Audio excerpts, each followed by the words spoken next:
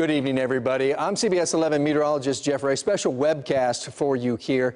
Another dreary day. 5 days in a row where it was basically cloudy all day, and we had either drizzle or fog in the morning, and then drizzle, a little light rain across the day. Today was no exception. Live look, by the way, as we are looking into Clyde Warren Park, where it was not a park day today. 57 was the high, believe it or not. That's the warmest day we've had in 5 days. 0.05 of an inch of rain fell after a morning low of 51. So again, just like yesterday, hardly any range of temperatures from morning low to daytime high. These are daytime highs at DFW, 5 days in the 50s. By the way, the little caveat about today's official high, 57, it ends up in the 60s because we have a warm front coming through, and it's actually going to warm up in the overnight hours, or at least up till midnight.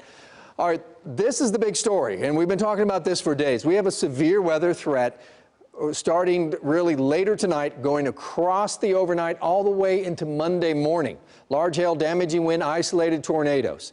Let me show you the timing. It's going to start out west along with a cold front coming in, and we think around the Metroplex between midnight and 3 a.m. is when we run the risk of this severe weather. Again, large hail, damaging winds, and though the tornado risk is small, it is not zero.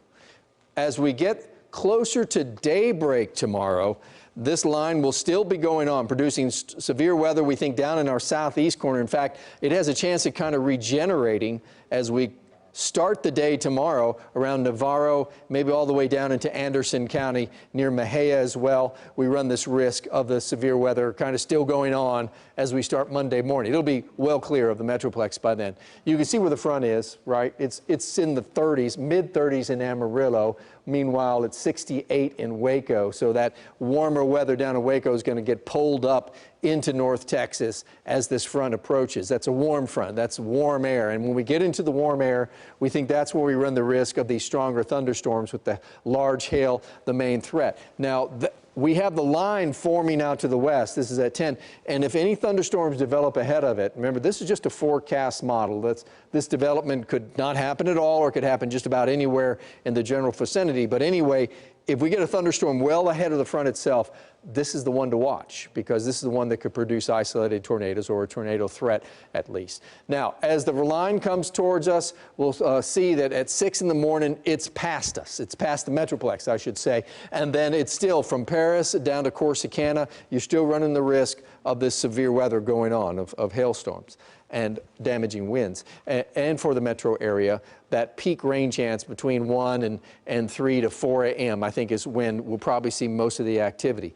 That threat is really primarily wind damage and hail. Flooding threat is pretty small. And really, honestly, so is the tornado threat. It's January after all, but we just have a unique combination of ingredients that make us worry really through the overnight hours of this small but not zero tornado threat. Anyway, tomorrow, believe it or not, tomorrow the sun's going to come out. It's been 5 days. This will make day 6, and on day 6, finally the sun. 69 degrees. That front coming through really got a west wind, so it's not cold air per se. We'll be in the mid-60s on Tuesday. Then another front comes through on Wednesday, and we'll have very blustery winds on Wednesday. I mean, we'll have wind gusts over 30 miles an hour, and temperatures will be in the 50s. So tomorrow, the bright object is the sun out there. It's the center of our solar system. Reacquaint yourself. It's been a while since we've seen it. 7-day forecast. We actually see a lot of it in the work week ahead, all the way until we get to Saturday. And then I think the clouds come back in, and we got rain and thunderstorm chances on Saturday. And then that clears out for some drier weather on Sunday of next weekend. Scott Padgett and myself will be here through the overnight hours watching this severe weather. Please stay posted on the website, on social media, on CBSN. We'll be keeping you posted through the night on this severe weather threat. Thank you.